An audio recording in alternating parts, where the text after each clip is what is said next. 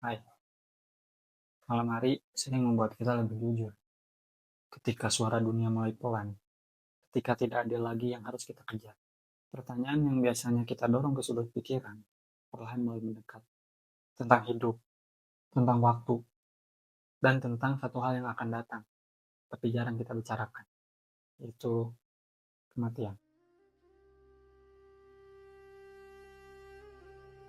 Malam ini aku ingin bercerita tentang sebuah kisah yang bukan untuk menghibur, tapi untuk melawan lupa. Kisah seorang raja yang terlalu kuat, seorang sahabat yang terlalu manusia, dan sebuah ketakutan yang tidak pernah benar-benar berubah hingga saat ini. Kisah ini lahir ribuan tahun yang lalu, sebelum agama besar punya kitab, sebelum filsafat punya nama, saat manusia masih menatap langit dan bertanya dalam diam, jika aku mati, apakah aku benar-benar hilang? Inilah kisah makhluk yang setengah sejarah, setengahnya lagi legenda. Sebelum kisah ini dimulai, mari kita berhenti sejenak. Karena cerita ini tidak turun dari langit, tidak pula diwariskan oleh satu suara. Kisah ini tidak dikenal melalui satu buku utuh, melainkan melalui pecahan-pecahan tablet tanah liat. Tablet ini ditulis sekitar 3.500 tahun yang lalu, dalam bahasa Akkadia dan menggunakan aksara Paku. Selama ribuan tahun, tablet ini terkubur di pasir Mesopotamia, terlupakan bersama kota-kota yang runtuh. Seorang arkeolog Ottoman bernama Hormuz Rosan menggali runtuhan kota Nineveh di wilayah Irak modern. Di sanalah ia menemukan perpustakaan Asurbanipal, seorang raja yang memerintah sekitar 668 sampai 677 tahun sebelum Masehi. Di perpustakaan inilah para juru tulis kuno menyimpan ribuan tablet, bukan hanya tentang doa dan ritual, melainkan tentang mimpi, ketakutan, dan pertanyaan manusia. Di antara tablet-tablet itu ditemukan 12 tablet yang tidak lengkap, berisi tentang kisah Raja Uruk. Tablet-tablet ini retak, beberapa hilang, dan beberapa hanya menyisakan sebuah kalimat.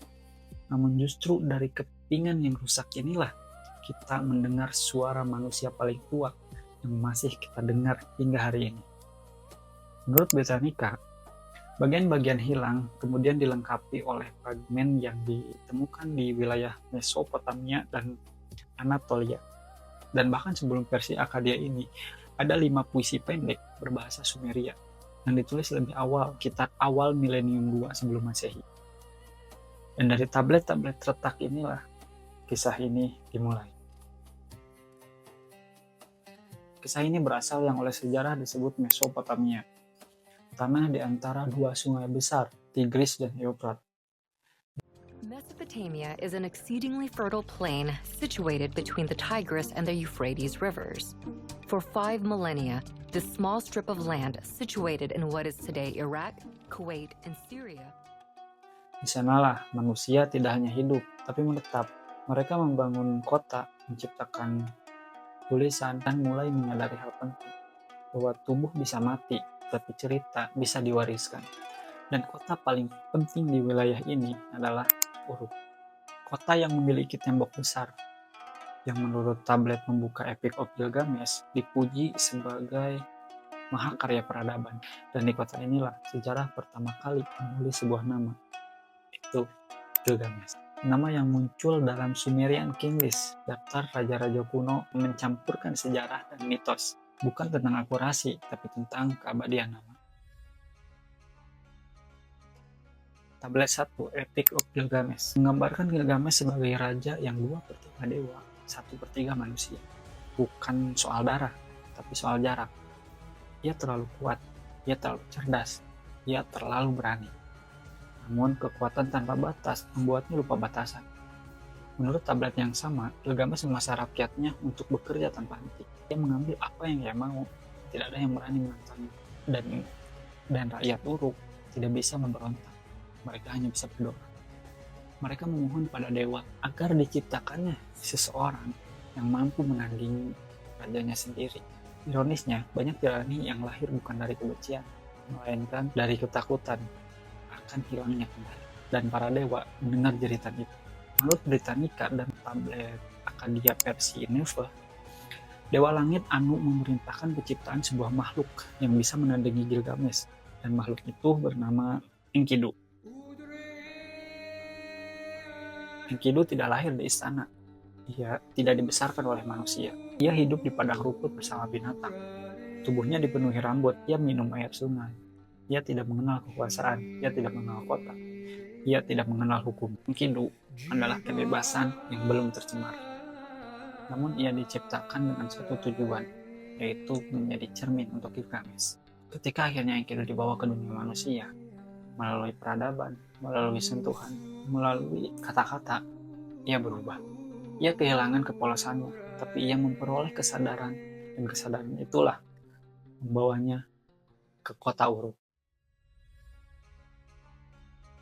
Tablet kedua menggambarkan pertemuan mereka sebagai pertempuran, bukan pertempuran biasa, tapi benturan dua kekuatan yang sangat besar.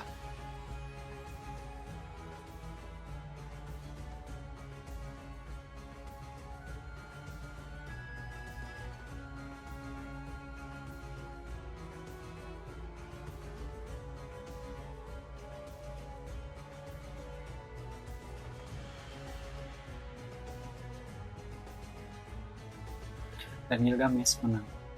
Namun ia tidak membunuh Enkidu. Sebaliknya, ia menemukan sesuatu yang belum pernah ia miliki, yaitu seseorang yang setara. Untuk pertama kalinya, Gilgamesh bertemu dengan makhluk yang tidak tunduk padanya.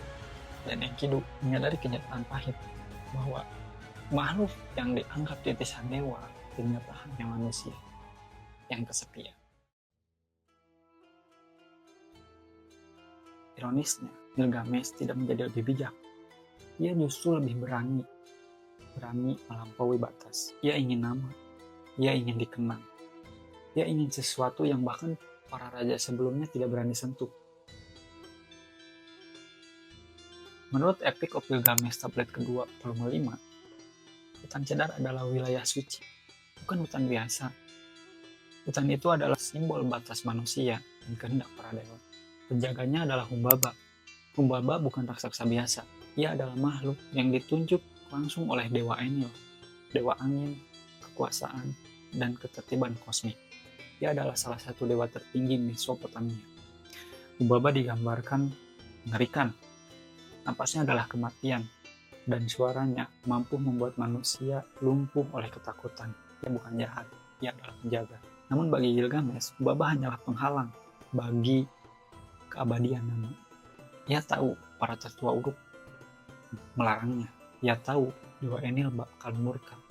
Ia tahu resikonya adalah kutukan para dewa. Namun kesombongan punya logikanya sendiri. Lebih baik mati dikenang daripada hidup tanpa nama. Gilgamesh dan Enkidu pergi dengan senjata, dengan doa yang setengah ragu, dengan keyakinan bahwa kekuatan mereka lebih besar dari larangan langit. Dan mereka menang. Humbaba jatuh, hutan suci rusak, pohon-pohon cedar ditebang. Tapi dunia tidak langsung runtuh, justru disitulah kesombongan tumbuh.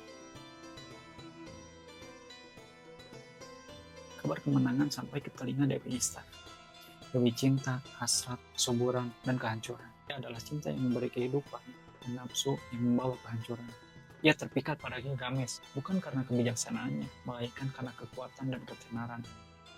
Ishtar melamar Gilgamesh, tapi Gilgamesh menolak. Dia mengungkit kekasih lama Ishtar yang mati, gila, bahkan dihancurkan. Penolakan itu bukan hanya cinta yang ditolak, melainkan penghinaan. Dewi Ishtar kembali ke langit dengan hati yang terluka dan harga diri yang tercabik.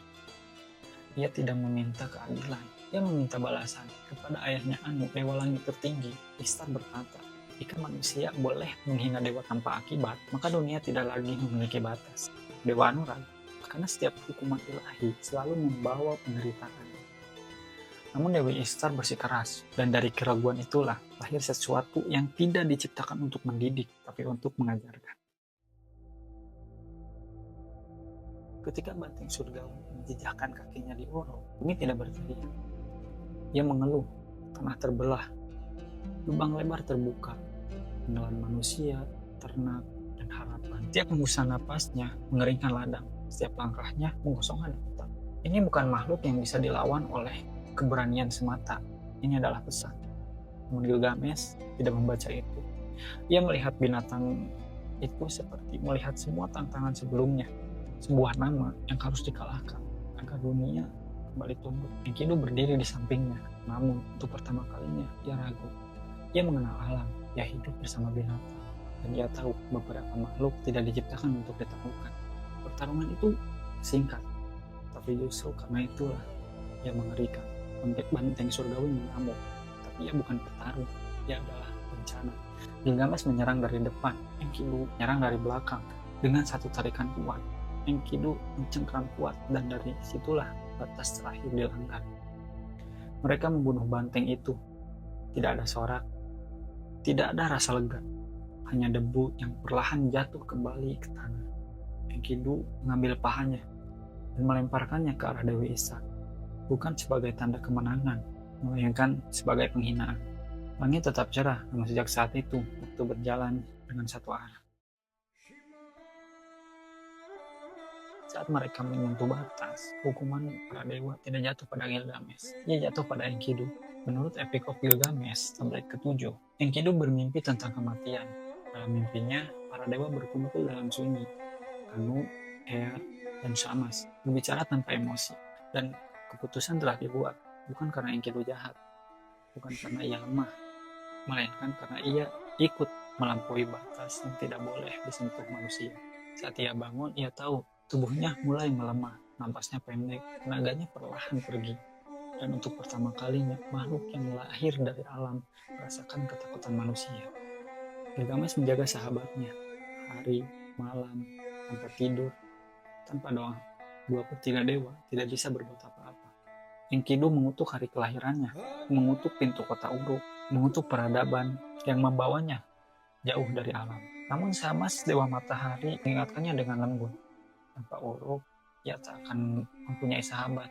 Tanpa Gilgamesh, ia tak akan pernah jadi manusia seutuhnya. Dan Enkidu diam. Menurut tablet ke-8, Enkidu akhirnya meninggal. Gilgamesh tidak berteriak. Ia tidak memanggil dewa. Ia tidak meminta keajaiban. Ia hanya duduk di samping tubuh sahabatnya. Ia menolak menguburkannya. 1 hari, 2 hari, 7 hari. Seolah jika ia menunggu cukup lama, kematian akan bosan dengan sendirinya. Namun waktu tidak bernegosiasi. Sebuah kebenaran yang tidak bisa dilawan akhirnya menyentuhnya. Bukan tentang Enkidu, tetapi tentang dirinya sendiri. Yang sekuat ini, yang sedekat ini, bisa kembali jadi tanah. Itu artinya, aku juga akan mati. Bukan karena kehilangan kekuasaan, bukan karena kalah perang, tapi karena ia sadar ada tembok yang cukup tinggi untuk menandingi manusia dari kefanaan. Sejak hari itu, Gilgamesh tidak lagi takut pada musuh. Ia takut pada waktu. Setelah Enkidu mati, Gilgamesh tidak lagi tinggal di Uruk. Ia meninggalkan istana, melemparkan jubah raja, dan berjalan sendirian. Bukan untuk berperang, bukan untuk menaklukkan, melainkan untuk melarikan diri dari satu pikiran yang kini tak pernah berhenti mengikutinya. Aku akan mati. Lalu ia mendengar tentang satu nama yang seperti bisikan di ujung dunia. Utnapishtim, salah satu manusia yang tidak bisa mati. Menurut Epic of Gilgamesh tablet ke-6, Utnapishtim bukan dewa. Dia adalah manusia biasa. Namun para dewa pernah memilihnya untuk selamat dari banjir besar yang menenggelamkan dunia lama. Saat air mulai surut, para dewa menyesal karena hampir memusnahkan seluruh umat manusia pada saat itu. Sebagai penebusan, Utnapishtim dan istrinya diberi satu anugerah yang tidak akan pernah diulang, yaitu keabadian. Ketika akhirnya Gilgamesh bertemu dengan Utnapishtim, ia tidak berbicara seperti seorang raja. Ia justru berbicara seperti anak yang kelelahan. Ia berkata, "Aku telah melihat sahabatku mati. Aku takut tidur. Aku takut bangun. Dan tolong berikan apa yang kamu miliki." Utnapishtim menatapnya dengan lama, bukan dengan iri, bukan dengan marah, melainkan dengan iba. Lalu ia berkata, "Jika kamu ingin hidup abadi, cobalah untuk tidak tidur selama 7 hari 6 malam."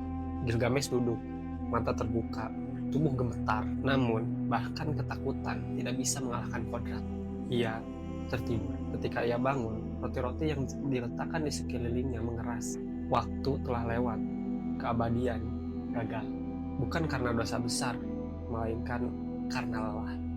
Melihat hancurnya Gilgamesh, Utnapisi masih memberikan satu harapan kecil. Ia menunjukkan sebuah tanaman dari dasar laut yang bisa membuat manusia mudah kembali. Singkat cerita, Gilgamesh menyelam. Luka-luka perlahan mulai terbuka. Namun ia tersenyum, setidaknya aku bisa membawa pulang sesuatu. Namun pada saat perjalanan pulang, saat ia mandi di sebuah mata air, seekor ular muncul mencuri tanaman itu. Lalu ular itu berganti kulit. Gilgamesh menatapnya dari kejauhan. Dan untuk pertama kalinya, ia tidak mengejar. Ia duduk. Ia menangis. Di sanalah Gilgamesh runtuh sepenuhnya. Ia telah menantang dewa. Ia telah berjalan ke ujung dunia. Namun ia kalah oleh waktu. Ia sadar yang abadi bukanlah waktu, melainkan siklus. Ular berganti kulit. Manusia menua.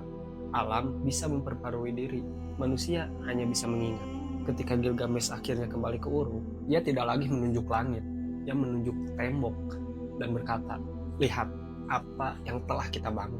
Bukan sebagai tantangan terhadap kematian, melainkan sebagai penerimaan bahwa hidup tidak harus kekal untuk bermakna. Gilgamesh tidak pulang sebagai pahlawan. Ia pulang sebagai manusia. Ia tidak membawa keabadian. Ia membawa pemahaman bahwa tembok yang ia bangun tidak akan bisa menahan waktu, tetapi bisa menjadi tanda bahwa ia pernah ada, bahwa sahabatnya akan mati, bahwa dirinya akan mati, bahwa kota suatu saat akan runtuh. Namun selama masih ada yang mengingat, selama masih ada yang bercerita, sesuatu masih hidup di luar tubuh. Dan mungkin itu sebabnya kisah ini ditulis di atas tanah liat, bukan agar para dewa membacanya, tetapi agar manusia ribuan tahun kemudian masih bisa duduk di malam hari dalam sunyi dan merasa tidak sendirian. Karena pada akhirnya ketakutan Gilgamesh bukanlah pada kematian, melainkan dilupakan. Dan mungkin ketakutan itu juga kita miliki. Jika suatu hari nanti tidak ada yang mengingat nama kita, apa sebenarnya ingin kita tinggalkan? Aku Agung, terima kasih telah mendengarkan.